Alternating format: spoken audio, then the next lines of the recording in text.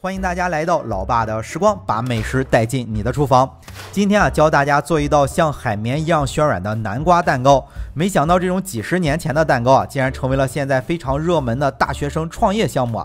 那平时很少分享商业的做法，毕竟我也不想去碰触别人的利益啊。但是大学生创业真的不容易啊，去学习一个这样的蛋糕竟然要花几千块啊。所以今天就把老爷子用了30多年的配方和做法分享给需要的朋友。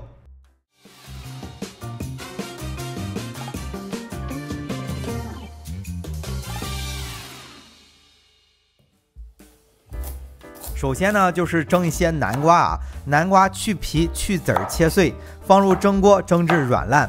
在家做的话，如果蒸出来的南瓜用不了，可以煮成南瓜粥啊，到时候配着蛋糕一起吃也是非常哇塞。接下来呢，就准备一些油，加上少许的面粉，把油和面粉调拌到粘稠，就像浆糊一样。因为南瓜蒸好了之后水分比较大，烤出来的蛋糕很容易粘在模具上。模具呢是一个60×40的，蛋糕店都是用这种，家用的话随便找个类似的就行。把加了面粉的油刷在上面，不但能很好的防粘，烤好了之后一碰就掉下来，而且烤出来的蛋糕外面焦焦的，吃起来还更香。如果是第一次用，或者是很长时间没用这个模具了，记得清洗干净，在烤箱里烤一下再用。如果是经常用，就不用清洗直接刷油。那这道蛋糕的含水量比较大，所以用到的材料必须得更精准，不然没有经验的朋友容易失败。是准备了7个鸡蛋去掉皮之后称了一下，是350克。南瓜蒸好之后要放凉了再用。盘子里会有蒸南瓜出的水，把水稍微控一下，只要南瓜300克倒在打蛋桶中。接下来就加入300克的白砂糖，先简单搅拌一下。这是非常标准的商用配料，如果是在家里做，少放点糖的话，可以减少到240克。这些材料是做了24块蛋糕，每块蛋糕呢是10克糖。如果是再想减糖的话，做出来的蛋糕就偏硬了。那简单搅拌一下之后就把刚才的鸡蛋加进去，同时再加入20克的 SP 蛋糕油，然后直接开高速打发就行了。SP 蛋糕油是一种乳化剂，可以让打发出来的材料非常稳定，让烤出来的蛋糕非常的蓬松。尤其是做这种的蛋糕用途还是很广泛的。如果是在家里做着吃呢，不想放蛋糕油可以用分蛋的做法，但是难度会比较大，而且口感和这种蛋糕也有点不太一样。第二种呢，就是不做南瓜味道的了。之前分享过这种只用鸡蛋、面粉、油、糖做的老蛋糕，需要的朋友可以去看一下之前的视频这2种方法都是可以达到无添加，但是这种做法材料不是很稳定只能在家里少量的自己做点吃。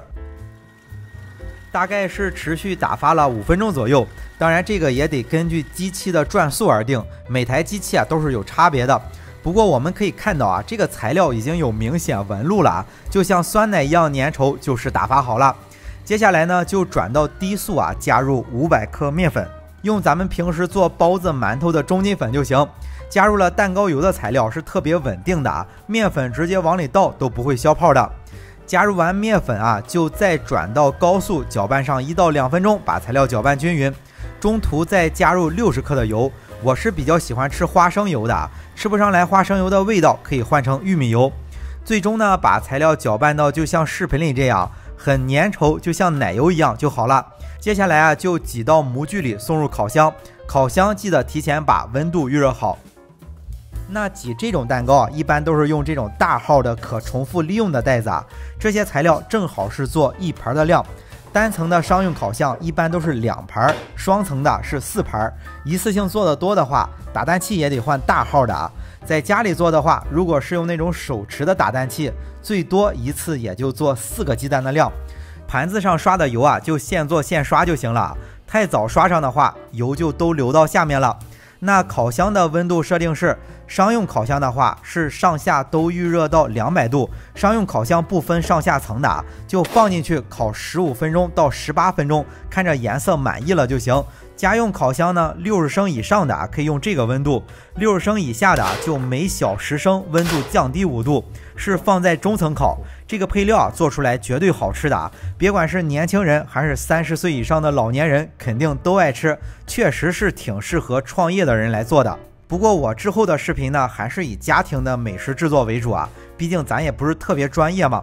好了，为了方便大家去记视频中所需要的材料，视频下方的备注栏或留言区有文字版的配料，有问题可以在留言区留言。大家如果喜欢老爸做的美食，记得帮忙关注点个赞，谢谢大家。那今天的这期视频到这里也就结束了啊，也祝大家生活愉快。